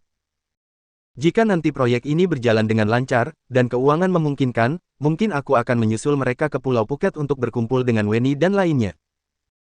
Tentu saja jika Elina juga ingin pergi ke sana, aku akan menemaninya, meskipun proyek tidak berjalan dengan lancar, pekerjaan ditunda untuk beberapa hari ke depan juga tidak masalah, lagi pula pekerjaan ini pasti akan selesai sebelum tenggat waktu yang dicantumkan di kontrak. Lagi pula selama sebulan lebih ini selain pulang ke kampung Pingxian beberapa hari, kami bahkan tidak pernah mengambil waktu libur, termasuk akhir pekan kami juga tetap lembur di kantor BTT, jadi kalau 2 hari ini kami memang jadi berangkat ke Pulau Phuket, ya hitung-hitung untuk menghilangkan penat. Setelah selesai bersih-bersih dan berpakaian rapi, aku segera keluar kamar dan mengetuk pintu kamar Elina, tapi tidak ada respon dari Elina, sepertinya dia telah berangkat awal ke BTT dengan rekan-rekan yang lain. Lalu aku pun turun ke lobi hotel dan berkumpul bersama dengan Alan, tak lama kemudian kami telah tiba di hotel tempat Wenny dan lainnya menginap. Aku membiarkan Alan untuk menunggu di dalam mobil dan aku berjalan sendiri untuk masuk ke dalam hotel tersebut, segera aku sudah bisa melihat sosok Wenny yang tengah sarapan di restoran hotel area makanan barat, dia tampak tenang menyantap makanannya, sama persis ketika masih zaman kuliah. "Hai, pagi," sapa Wenny dengan senyum manisnya ketika melihatku. "Pagi, di mana mereka?" jawabku dengan senyum sambil berjalan mendekatinya. "Mereka baru saja bangun, mungkin sedang bersih-bersih, kamu sudah sarapan?" Lalu aku pergi mengambil sepotong roti sobek, sepotong matcha mousse dan sebotol susu, kemudian duduk di sebelah Wenny. Sebenarnya aku tidak begitu suka sarapan pagi khas barat, tapi karena jam sudah menunjukkan pukul 10, jadi aku malas untuk keluar membelinya. Kami pun menyantap sarapan sambil mengobrol hal yang tidak terlalu penting, seperti tentang pemandangan di Thailand, udaranya dan juga adat istiadat warga di sini. "Roman, hubunganmu dengan Direktur Elina selain teman kerja, apa kalian pacaran?" tanya Wenny di luar dari topik pembicaraan yang ada. Aku terkejut dan memandangnya, ekspresi wajahnya terlihat canggung tapi juga penasaran. "Maaf, aku tidak bermaksud lain, aku hanya penasaran saja." Mungkin karena dia merasakan keanehan pada pandangan mataku, atau mungkin dia merasa sedikit bersalah, maka dari itu dia menambahkan lagi. Aku menghilangkan pancaran mataku, kemudian dengan tersenyum aku menggelengkan kepala, "Tidak, hubungan kami hanya sekedar atasan dan bawahan saja, tidak ada yang lain. Tapi aku bisa lihat, dia menyukaimu, selain itu, kamu juga kelihatannya lumayan menyukainya," ucap Wenny seraya menggoda. Aku tersenyum dan menggelengkan kepala dengan spontan, "Penglihatanmu keliru. Hubunganku dan dia memang terbilang dekat, kamu tahu sendiri, keluarganya begitu kaya raya, bagaimana mungkin dia bisa menyukai lelaki miskin sepertiku?" Wenny juga ikut menggelengkan kepalanya, sepertinya Direktur Elina bukan orang yang memandang materi. Dia memang bukan orang yang memandang materi, tapi orang sekelas dia kebanyakan banyak yang mencari yang selevel dengannya. Tidak Roman, banyak orang kaya yang juga melihat bakat seseorang, bukan dari uang maupun jabatan, bakat adalah faktor terpenting untuk menghasilkan segalanya. Pada kenyataan yang ada, banyak orang yang berlatar belakang miskin tapi mereka memiliki talenta tersendiri, dan setelah sukses dalam bisnisnya, maka dengan sendirinya mereka akan berada di posisi yang sama dengan orang kaya lainnya. Selain itu, orang kaya sekarang banyak yang tidak memandang hal ini, dan aku lihat orang seperti Direktur Elina tidak akan sekolot ini. Pada kemarin malam saat aku bertemu dengan Direktur Elina, aku sudah merasakan sesuatu yang aneh. Kamu pikirkan saja, hari sudah larut malam tapi wanita cantik seperti dia masih saja ikut bersama dengan seorang pria mencari cemilan malam, siapa tahu ada niat tersembunyi darinya, dan yang paling menonjol adalah cara matanya memandangmu malam itu sangat berbeda, dan kamu juga tidak jauh beda dengannya. Ini semua menurut indera keenamku, kamu perlu tahu, indera keenam dari wanita itu sangat tepat, pokoknya kalian sudah saling menyukai satu sama lain, jadi aku hanya sekedar memastikan saja, apakah kalian berkencan atau tidak. Aku benar-benar tidak menemukan kata-kata untuk melawan perkataan Wenny yang terdengar begitu masuk akal, dan aku hanya bisa tersenyum, kemudian terus menggelengkan kepalaku, "Tidak, aku tidak pacaran dengannya, hanya hubungan sebatas teman kerja." Ini adalah perkataanku yang jujur, aku memang tidak berpacaran dengan Elina, hanya saja hubungan kami, sedikit ambigu saja. Aku sungguh tidak bisa mengendalikan rasa ambigu ini. Terkadang sebuah ucapan, pandangan, ataupun sebuah tindakan terjadi dengan tidak sengaja, meskipun setelah itu aku merasakan hal itu tidaklah benar, tapi aku benar-benar tidak menyadarinya saat melakukannya. Seseorang pernah mengatakan, cinta selalu datang secara tidak sengaja, tapi dulu aku selalu tidak setuju dengan budaya anak muda seperti ini, karena aku lebih percaya dengan kerja keras sendiri. Dulu, aku selalu berpikir harus bekerja dengan keras untuk memperoleh kekayaan, begitu juga dengan cinta, diperlukan sebuah perjuangan untuk mendapatkannya. Dan hubunganku dengan Keisha dulu juga aku dapatkan dengan usaha kerasku sendiri. Bukan secara tidak disengaja, aku masih mengingat pandangan orang-orang yang memandangku kali itu, siang malam aku memikirkannya, bahkan sangat menderita. Kesengajaan itu hanya akan membuat kita kehilangan cinta. Orang yang memiliki tindakan dan resolusi akan berusaha untuk mencari orang itu dan akan berusaha keras untuk mengejarnya, lalu akan berusaha dengan keras juga untuk terus mempertahankan cintanya. Itulah rasa yang pernah aku rasakan. Tapi sekarang, aku mulai menyadari cinta bisa datang secara tidak sengaja, dari kesengajaan yang tak terhitung, hubungan aku dan Elina semakin ambigu. Atau mungkin suatu hari nanti, di mana akhirnya aku bisa memantapkan hatiku untuk kembali mengejar cinta, maka aku akan segera menyatakan cintaku padanya. Sayangnya, hingga saat ini aku tidak memiliki kemantapan hati seperti itu. Atau bisa dikatakan, aku masih belum mempunyai keberanian itu. Kemungkinan besar ini berasal dari lubuk hati yang paling dalam, aku bahkan merasa rendah pada diriku, dan juga kemungkinan ada faktor lain. Wanita seperti Direktur Elina ini sangat langka, dia begitu cantik, royal, pintar dan juga bijak, dia terlahir dari keluarga yang baik, tapi dia tidak memiliki princess syndrome atau kekurangan yang dimiliki oleh para orang kaya. Weni tak lagi bertanya padaku tentang hubunganku dengan Elina, tapi dia malah terus memuji hal-hal positif mengenai Elina. Dapat dilihat semua kata-kata yang dilontarkan Weni begitu tulus, tanpa adanya sindiran, kepura-puraan, dan tentu juga tanpa ejekan. Gadis penghancur hidupku ternyata jodohku, bab 168 liburan.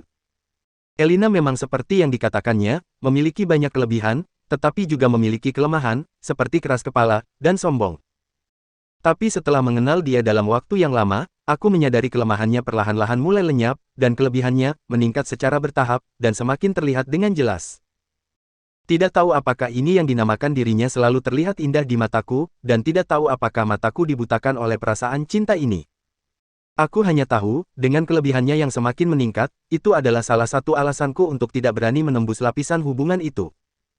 Sebaliknya, semakin baiknya dia, kepolosan dan kebaikan hatinya semakin terlihat, dan aku jadi tidak berani berbuat seperti itu, mungkin karena aku takut akan menodainya. Sebelumnya aku memiliki niat untuk menghempaskan dia di atas tempat tidur, merobek pakaiannya, dan mempermalukannya dengan kejam. Tapi sekarang, aku bahkan tidak mempunyai pemikiran seperti itu sama sekali, bahkan untuk melihat sekalipun.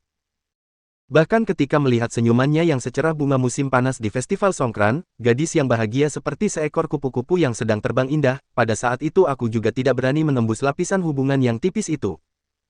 Ketika memikirkan hal itu, tiba-tiba aku sedikit terkejut, tidak tahu mulai sejak kapan, diriku berubah menjadi begitu bimbang. Roman, kamu kenapa? Ketika sedang bengong, Weni kembali bertanya dengan hati-hati. Aku tersadar, dan tersenyum, tidak ada apa-apa, hanya bengong sejenak saja.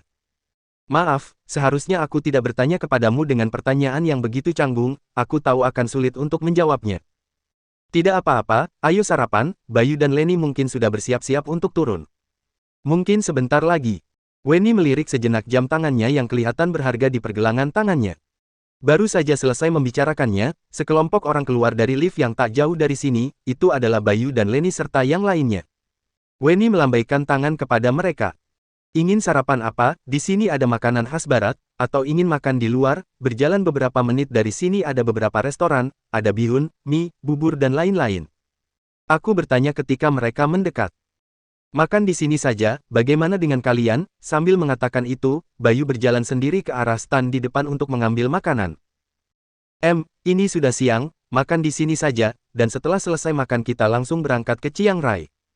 Pergi ke 3 kuil itu saja, jangan pergi ke Chiang Rai. Aku menyambung pembicaraan mereka. Weni dan Leni serta yang lainnya terdiam sesaat, karena jadwal perjalanan yang sudah direncanakan adalah pergi bermain di Wat Rong Hun dan Baandam Museum terlebih dahulu, kemudian saat menjelang malam hari pergi ke kota Chiang Rai untuk makan, dan pulang ke Chiang Mai pada malam itu juga. Tetapi kemarin malam setelah Jack memberitahuku untuk tidak pergi ke Chiang Rai, aku memutuskan untuk mengubah rencana perjalanan, tapi aku tidak tahu harus bagaimana untuk menjelaskannya, dan aku hanya berkata dengan sembarangan, mungkin kita tidak akan sempat, lagi pula Chiang Rai sangat kecil, dan tidak ada tempat yang menyenangkan di sana.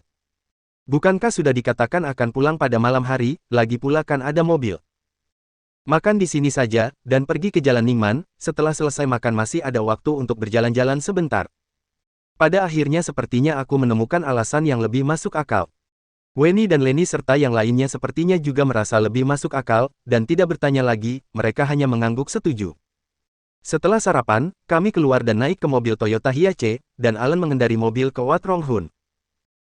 Sebenarnya, banyak orang yang liburan ke Thailand tidak akan pergi ke Wat Rong Hun dan Baandam Museum, meskipun di sana masih ada Wat Rong Sueaten yang terkenal, tetapi tiga kuil itu terletak di Provinsi Chiang Rai. Wat Rong Hun yang terdekat dengan Chiang Mai berjarak lebih dari 170 km, dan membutuh waktu 2 jam lebih jika menggunakan bus. Perjalanan pulang pergi memerlukan waktu sekitar 6 jam. Jadwal perjalanan sebelumnya dibahas dan disusun oleh Weni dan Leni serta beberapa teman wanita lainnya, kemudian memutuskan untuk pergi ke Wat Rong Hun dan Baandam Museum, karena mereka melihat foto-foto di internet dan mereka merasa pemandangannya sangat indah. Para wanita tidak memiliki kekebalan terhadap sesuatu yang indah, meskipun sedikit lebih jauh, mereka juga harus pergi. Ini juga merupakan salah satu alasan pertama mereka untuk datang ke Chiang Mai terlebih dahulu. Di sini ada bandara dan setelah menghabiskan 2 hari di sini mereka akan ke Bangkok dan Pulau Phuket, dan mereka menyerah untuk tidak ke Pattaya, karena tidak cukup waktu. Tempat pertama yang dikunjungi adalah Wat Rong Hun. Aku pernah ke tempat ini sebelumnya, sudah tidak asing lagi, dan mendadak aku menjadi seorang pemandu wisata dan aku masih terbilang lumayan. Ketika Weni dan para wanita lainnya melihat bangunan putih itu dari jauh, mereka sangat gembira dan berseru kagum, tapi setelah mereka mendekat, dan mereka melihat naga putih dan beberapa patung yang misterius, mereka pun terdiam. Tidak hanya mereka, bahkan semua orang termasuk aku juga terdiam. Aku bukan seorang penganut agama Buddha, tetapi patung-patung itu sangat realistis dan misterius bahkan sangat mengerikan dan ada di mana-mana, membuat diriku tiba-tiba berubah menjadi penuh kerendahan hati yang tidak dapat dijelaskan. Nama lengkap kuil putih ini adalah Wat Rong Hun. Dinamai dengan nama itu mungkin karena hampir seluruh pagar dan atap di bangunan itu diukir dengan seekor naga putih yang sangat realistis, dan semua bangunannya berwarna putih, terletak di antara rumput yang hijau dan air yang jernih, dilihat dari jauh, dengan latar belakang langit biru yang indah membuat orang berdecak kagum. Sebenarnya kuil ini masih dalam proses pembangunan, dengar-dengar memerlukan waktu 90 tahun untuk menyelesaikannya, sampai pada saat itu, kuil ini cukup menjadi sebuah keajaiban. Selain Wat Rong Hun, di Chiang Rai ada satu tempat wisata yang baru dibuka, namun kuil ini masih dalam proses pembangunan, yaitu Wat Rong Sueaten, berjarak sekitar kurang lebih 10 km ke utara dari Wat Rong Hun. Tema keseluruhan dari Wat Rong Sueaten adalah berwarna biru dan kuning keemasan, sama seperti Wat Rong Hun, semuanya dirancang dengan arsitektur Buddhisme di tengah keberadaan spesies yang berbeda, dan juga memerlukan waktu puluhan tahun untuk menyelesaikannya, dan pada saat itu juga pasti akan menjadi sebuah keajaiban lainnya. Tapi sekarang Wat Rong Sueaten masih relatif kecil, bahkan jika melihat-lihat dengan perlahan, dalam 2 atau 30 menit sudah tidak ada yang bisa dilihat lagi. Beberapa kilometer ke utara dari Wat Rong Sueaten adalah Baandam Museum yang disebut Nereka. Tempat ini sebenarnya bukanlah sebuah kuil, melainkan sebuah taman bunga yang berbentuk museum, tetapi juga digabungkan dengan gaya arsitektur Buddhisme, dan temanya berwarna hitam secara keseluruhan. Di Chiang Rai memiliki Wat Rong Hun atau kuil putih, jadi ini dinamai Baandam Museum atau kuil hitam. Di dalam terdapat beberapa kerangka tulang hewan, yang terbanyak diantaranya adalah tanduk sapi, dan juga kulit ular yang dikeringkan, kulit buaya dan beberapa bangkai hewan lainnya, serta ada berbagai ukiran yang berbentuk aneh, banyak sekali sesajen dan alat penyembelihan dan lain-lain. Ditambah dengan penataan tempat persembahan yang bernuansa kuno, dan hawa terasa menyeramkan di mana-mana bahkan membuat museum ini terlihat sangat aneh. Ketika baru masuk ke Baandam Museum, beberapa wanita itu terlihat sedikit gugup, lagi pula sesuatu yang ditampilkan di sini sedikit menakutkan. Terutama Weni, dia kelihatan sedikit penakut, ketika memasuki Baandam Museum dia memegang lengan wanita lainnya dengan erat. Ketika melihat beberapa ukiran tubuh pria yang sangat besar, aku tidak sengaja melihat pipinya mulai memerah. Dia sepertinya sedikit pemalu. Kami tidak memasuki Chiang Rai, setelah selesai berkeliling di Baandam Museum, dan mencari tempat di sana untuk duduk sejenak, dan setelah memakan sesuatu, jam 5 kami pulang ke Chiang Mai. Jam 7 lebih sedikit kami sudah sampai di Chiang Mai, langit sudah hampir gelap, aku meminta Alan untuk pergi ke restoran spesial yang lebih terkenal di Jalan Ningman. Di perjalanan, aku menelepon Elina, bertanya kepadanya apakah dia ingin keluar dan makan bersama, tapi dia berkata bahwa dia sudah makan, dan sedikit lelah, dia juga tidak ingin keluar untuk mengunjungi pasar malam atau sejenisnya, dan hanya ingin beristirahat di hotel. Setelah selesai makan malam, aku mengajak Weni dan Leni serta yang lainnya untuk pergi ke pasar malam, minum di bar, makan cemilan malam dan lain-lain, dan pulang ke hotel pada jam 11-an. Aku baru menyadari bahwa seorang pemandu wisata tidak senyaman yang kita pikirkan. Gadis penghancur hidupku ternyata jodohku, bab 169 tawar-menawar harga. Hari kedua, aku kembali mengajak mereka pergi ke kota tua, Grand Canyon Water Park dan juga beberapa kuil terkenal lainnya. Lalu pada pukul 4 atau 5 sore kami melakukan perjalanan pulang ke kota, dan setelah makan malam lebih awal, kemudian aku menyuruh Alan untuk mengantar mereka ke bandara. Mereka akan terbang ke Bangkok saat ini. Meskipun mereka terus mengajakku untuk pergi ke Bangkok bersama, tapi aku menolaknya, karena memang saat ini aku masih memiliki urusan yang harus diselesaikan. Tunggu setelah beberapa hari kemudian, barulah aku pergi ke Pulau Phuket dan berkumpul bersama dengan mereka. Mereka tak lagi memaksa, hanya saja mereka berpesan, kalau aku harus berangkat ke Pulau Phuket dan bertemu bersama di sana. Aku sungguh tidak sempat untuk mengantar mereka ke bandara, karena waktu perjanjian dengan Danny Tong dan Jack telah tiba, dan lokasinya masih tetap sama dengan yang terakhir kalinya. Setelah Wenny, Lenny dan lainnya telah pergi, tak lama setelah aku menunggu, mobil Danny Tong berhenti di pinggir jalan. Aku membuka pintu, dan saat ini Danny Tong bertanya dengan tersenyum, "Gengmu sudah pergi?" "Iya, mereka ke Bangkok." "Aku sudah bilang, mereka datang di waktu yang tidak tepat, sampai-sampai kamu tidak bisa menemani mereka." "Masih ada lain waktu untuk berkumpul, tapi bisnis tidak pernah menunggu orang." Selesai berkata, aku memutar topik dan bertanya, "Tuan Danny, apakah hasilnya bisa keluar malam ini?" Danny Tong menganggukkan kepala, Aku berharap sih begitu, semua tergantung Jack dan Suchard. Apakah mereka loyal atau tidak? Sebenarnya, permintaan yang aku usulkan waktu itu bukan tidak bisa dibicarakan lagi, hanya saja bagaimana cara kita membicarakannya saja. Mereka meminta waktu 2 hari, seharusnya mereka tahu bagaimana harus membicarakannya padamu malam ini. Mungkin, oh iya, Roman, jika memberikanmu tambahan dalam bagian pemegang saham dan sebagian menggunakan metode on time, bisakah kamu menerimanya? Dan sebagian ini ada aku dan Jack yang memegang atas nama mereka, dan setelah menjanjikan periode waktu yang disepakati, maka kamu bisa membelinya dengan menggunakan harga yang sudah disepakati. Tentu saja, pada tahap awal mungkin akan memberimu sebagian kepemilikan saham, dan kepemilikan saham hanya mengacu pada bagian lainnya saja. Aku segera menjawab, tentu saja, Tuan Danny, jika kalian memberiku terlalu banyak, aku akan kewalahan, paling bagus dengan cara seperti ini, tapi bukan tidak boleh terlalu banyak, hanya saja aku takut Suchard nanti keberatan, dan juga aku takut ini mempengaruhi kerjasama kalian. Kalau soal ini kamu tenang saja, aku akan berusaha bersikap adil. Waktu pertemuan terakhir, aku sudah mengetahui batas terendah mereka, dan kembali menyuruh mereka memberi sebagian padamu, walaupun hanya sedikit, mungkin akan sedikit sulit, tapi jika kamu yang merogoh kocek untuk membelinya dengan harga yang wajar, seharusnya tidak masalah. Dalam pembicaraan ini, Danny Tong memberitahuku semua informasi pertemuan itu padaku. Ini jelas bahwa dia menganggapku sebagai teman setimnya, atau juga bisa dibilang dia cukup mempercayaiku. Tak lama kemudian, kami telah tiba di tempat tujuan. Terlihat Jack, Suchard dan Hekensu bertiga menyambut kami di pintu klub seperti terakhir kalinya. Tempat kami makan malam ada di sebuah ruangan suite. Setelah kedua belah pihak duduk, mereka tak lagi membicarakan topik yang menegangkan seperti waktu itu, melainkan mereka mulai membicarakan hal-hal mengenai proyek itu sendiri, hanya saja belum sampai di titik utama kerjasama itu sendiri. Aku mencari kesempatan untuk mengungkapkan rasa terima kasihku dengan hormat tentang kejadian yang terjadi di bar milik Sungki. Dia hanya tersenyum dan mengatakan bahwa ini hal kecil, bahkan dia juga ikut merasa prihatin padaku dengan apa yang aku alami di Chiang Mai. Tentu saja ini hanya untuk acara-acara tertentu yang bisa mengakibatkan kejadian ini terjadi, dan tidak ada juga yang menganggapnya serius, hanya saja ada beberapa hal yang untuk mempertahankan harga diri saja. Setelah puas menyantap makan malam, pada suatu kesempatan Jack memandang Danny Tong dengan serius dan berkata, "Tuan Danny, tentang metode kerjasama yang kita bicarakan waktu ini, kami bisa saja menerimanya, tapi, mengenai rasio kontribusi modal dan pengalihan saham itu, setelah kami runding selama 2 hari, kami sangat menyesal, kami tidak bisa menerimanya." Danny Tong tersenyum kecil dan berkata, "Aku mengerti, bagaimana dengan pendapat Tuan Jack kalau begitu, dengan metode apa yang menurut kalian lebih masuk akal?"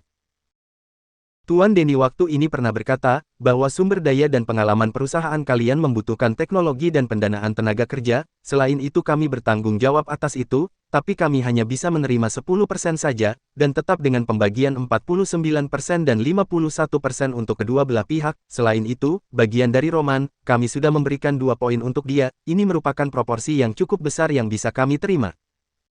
Tapi kita semua tahu, posisi Roman di dalam proyek ini sangat penting, selain itu dia mungkin akan sedikit kerja lebih keras untuk proyek ke depannya, jadi, seharusnya dia pantas untuk mendapat proporsi yang lebih tinggi dari 2 poin itu. Aku masih berharap Tuan Danny bisa memberi sedikit bagian untuk dia.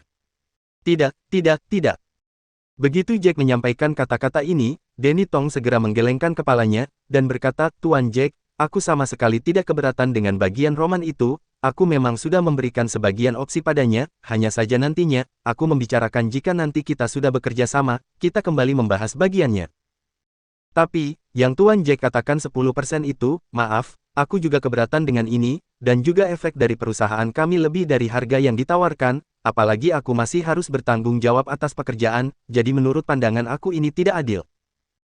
Tuan Danny, efek perusahaan itu hanya terjadi di China saja, jika mengatakan soal pekerjaan, sebenarnya kami juga berperan banyak dalam proyek ini, dalam hal izin perlindungan dan juga izin bangunan contohnya, kita bisa membantu perusahaan untuk menghemat biaya dan waktu, bahkan kita bisa menyelesaikan masalah administrasi dan non-administrasi.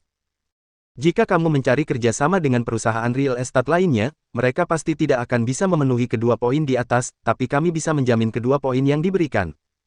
Danny Tong menggelengkan kepala dengan tersenyum, ekspresinya jelas menggambarkan ketidaksetujuan mengenai perkataan Jack.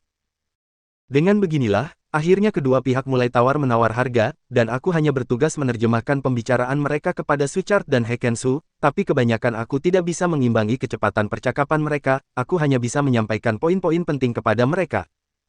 Dalam masalah ini, kedua belah pihak masih tidak ada yang menyerah. Setelah melewati proses diskusi yang panjang, Jack terlihat mulai menyerah, dia merentangkan kedua tangannya sambil tersenyum, kemudian kembali berdiskusi kecil dengan Suchard dan Hekensu. Menurut mereka, perbedaan antara 10% dan 15% itu sangatlah besar, jika mereka menginvestasikan total 1,5 miliar bat, maka 5% dari itu sekitar 75 juta bat, jika dihitung-hitung sekitar 20 juta RMB atau setara dengan 40 miliar rupiah, ini jelas bukan angka yang kecil. Aku berpikir, jika pihak lawan yang diajak negosiasi bukan Jack dan Suchard, apakah dia akan nawar-menawar seperti ini? Dulu pada saat masih sales, aku juga sering menjumpai pelanggan yang suka menawar-nawar produk, bisa dibilang ini merupakan makanan sehari-hari, tapi itu hanya komoditas pembeli biasa saja. Dan negosiasi antara Danny Tong dan Jack serta Suchard ini merupakan kerjasama yang lebih dari 1 miliar bat, meskipun dalam mata uang Thailand tapi juga dihitung ke mata uang manapun juga bukan nominal yang kecil, seumur hidupku juga masih belum pernah yang namanya bernegosiasi dengan harga fantastis seperti ini, dan ternyata setelah aku melihatnya hari ini, aku merasakan perbedaan dengan yang biasa aku lihat di televisi. Gadis penghancur hidupku ternyata jodohku bab 170 merger dan akuisisi M dan A. Negosiasi kedua belah pihak tidak memiliki visi yang dalam, juga tidak menemukan bos besar dengan latar belakang kekayaan puluhan miliar rupiah hingga mencapai ratusan miliar rupiah. Negosiasi yang ditampilkan di televisi adalah harga yang dikutip untuk sebuah rencana oleh kedua belah pihak, disampaikan sebuah pidato dengan fasih, kemudian bos besar dengan wajah tanpa ekspresi mengucapkan sepatah kata, sepakat. Danny Tong dan Jack terlihat berusaha keras dengan wajah serius untuk tawar-menawar seinci demi inci, tidak berbeda jauh dari cara pedagang lokal melakukan bisnisnya. Aku rasa, mungkin karena metode kerjasama atau pihak lawan yang sangat spesial, maka dari itu Danny Tong menggunakan cara negosiasi seperti ini. Lagi pula ini telah melebihi ruang lingkup kerjasama bisnis pada umumnya, dapat dianggap sebagai partner yang istimewa. Bisa juga karena bekerja dengan orang asing di negara asing, demi bisa menguasai lebih banyak hal dalam proses kerjasama di masa depan, jadi sengaja memperlihatkan kepada partner sikap yang teguh untuk tidak memberikan 1 inci pun. Setelah sekian lama melakukan tawar-menawar, Jack tiba-tiba menawarkan sebuah trik jitu. Dia dan Suchard sebelumnya memegang sebuah perusahaan real estate menengah di kota Chiang Mai. Mereka bersedia menggunakan perusahaan ini untuk bekerja sama dengan Danny Tong dan mendirikan sebuah perusahaan yang baru. Bahkan bisa menjadi cara merger dan akuisisi M dan A. Yang artinya, dia mengusulkan dua rencana kerjasama yang baru dengan Danny Tong. Pertama adalah menggunakan perusahaan A, mereka dan perusahaan B, Danny, bekerja sama mendirikan sebuah perusahaan yang baru C, meskipun itu adalah perusahaan yang baru, tetapi bisa mendapatkan sumber daya dari kedua perusahaan induk.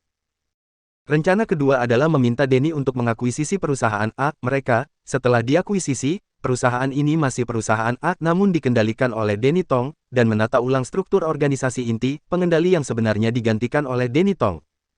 Tetapi prasyaratnya adalah bahwa Jack dan Suchard tidak perlu lagi berkontribusi sebesar 15% untuk Danny Tong. Dengan begini, jika sumber daya dan efektivitas merek kedua perusahaan bergabung, maka kedua belah pihak memiliki status yang hampir sama dan kontribusi yang sama dalam proses kerjasama. Setelah Jack berbicara, Danny Tong sedikit terkejut lalu menggelengkan kepalanya dan tersenyum tanpa alasan, kemudian dengan sedikit mengernyit dia merenung. Sebenarnya aku juga tidak menyangka bahwa Jack dan Suchard sebenarnya menyembunyikan trik ini. Aku pernah mendengarkan dia bicara sebelumnya, baik dia maupun Suchard tidak pernah melakukan bisnis real estate, padahal mereka melakukannya, dan bahkan memiliki perusahaan yang bisa dibilang tidak kecil. Tidak heran Jack tiba-tiba ingin melakukan real estate, ternyata dia sudah memulai triknya sejak lama. Jelas sekali dia telah menipuku, tapi ini bukan hal yang buruk. Kedua perusahaan bekerja sama adalah cara yang lebih baik, bagaimanapun pembagian sumber daya antara dua perusahaan jauh lebih baik daripada sendirian. Aku bisa memahaminya, mungkin awalnya dia tidak ingin menggunakan perusahaan manapun untuk bekerja sama, melainkan dia hanya ingin bekerja sama dengan Danny Tong melalui investasi, dan membiarkan Danny menghasilkan uang untuk dia dan Suchard. Mereka juga bisa belajar dari pengalaman Danny dan terus beroperasi serta mengembangkan perusahaan mereka di sisi lain. Mungkin inilah alasan mengapa telur tidak dapat ditempatkan di keranjang yang sama.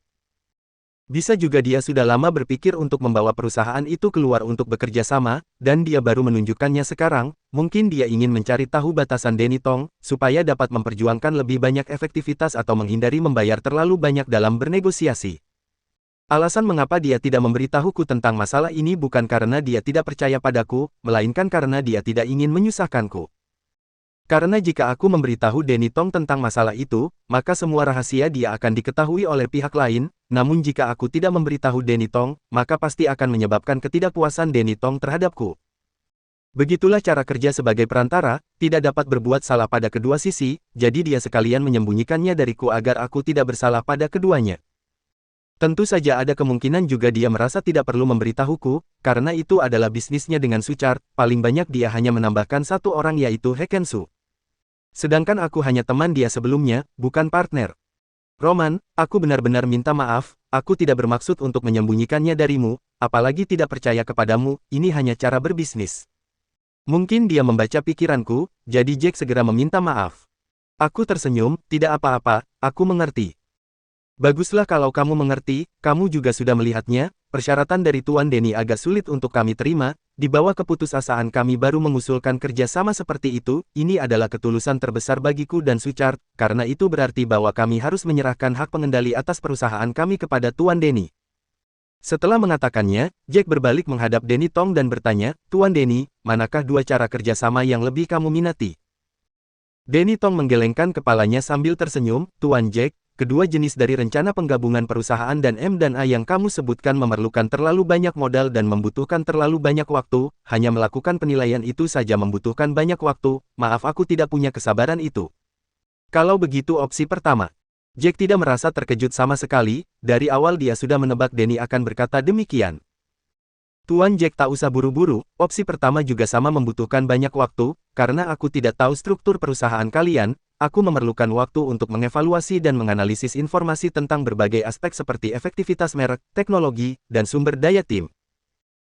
Karena objek kerjasama telah berubah dari kamu dan Tuan Suchard menjadi sebuah perusahaan, dan tentu saja harus menilai kembali objek yang baru, oh iya, Tuan Jack, aku sangat penasaran, sebelumnya aku melakukan penyelidikan dengan terperinci kepada kalian bertiga, kamu, Tuan Suchard dan juga Tuan Hekensu, tetapi aku tidak menemukan bahwa kalian memiliki informasi pendaftaran perusahaan real estate atas nama kalian, jadi dari mana perusahaan kalian berasal? Jack menganggukkan kepalanya, aku mengerti, kami juga tidak terburu-buru untuk menyelesaikannya saat ini, mengenai informasi pendaftaran kami tidak ditemukan, dikarenakan kami meminta orang lain memegang saham perusahaan dan mendaftarkannya atas nama orang lain. Tuan Danny, terus terang saja, aku dan Suchard sudah mengakuisisi perusahaan itu lebih dari 2 tahun, aku juga melakukan 2 proyek kecil, pihak administrasi di antara mereka juga pernah menerima bantuan dari Tuan Hekensu, tetapi untungnya, tidak mengalami kerugian, meskipun pendapatan tidak sebanding dengan investasi, bisa dikatakan bahwa itu belum memenuhi harapan. Mungkin juga, aku dan Suchard tidak berpengalaman di bidang ini, dan ini juga yang menjadi alasan mengapa kami dengan tulus ingin bekerja sama dengan kamu, dengan menyerahkan bisnis kepada seseorang yang lebih profesional untuk mengerjakannya, dan kami hanya bertanggung jawab untuk berinvestasi dan mengumpulkan uang. Kamu tenang saja Tuan Danny, pondasi perusahaan itu masih ada, juga ada efektivitas merek yang baik, hanya saja aku dan Suchard tidak berpengalaman di bidang ini, tidak mengarah ke arah yang seharusnya, bahkan lokasi proyek paling dasar pun tidak dipilih dengan baik. Pernyataan Jack sangat jujur, tetapi juga ada keraguan di dalamnya, misalnya efektivitas merek perusahaan. Perusahaan yang dapat diakuisisi olehnya dan Suchard, bahkan telah melakukan 2 proyek tetapi tidak menghasilkan banyak uang, tidak akan memiliki efektivitas merek yang baik. Selain itu, pondasi pasti tidak terlalu bagus. Alasan mengapa tidak menghasilkan uang dalam bisnis adalah masalah pada visi bos, tetapi pasti ada juga masalah dalam kemampuan tim. Aku bisa memikirkan hal ini, tentu saja Denny Tong juga demikian.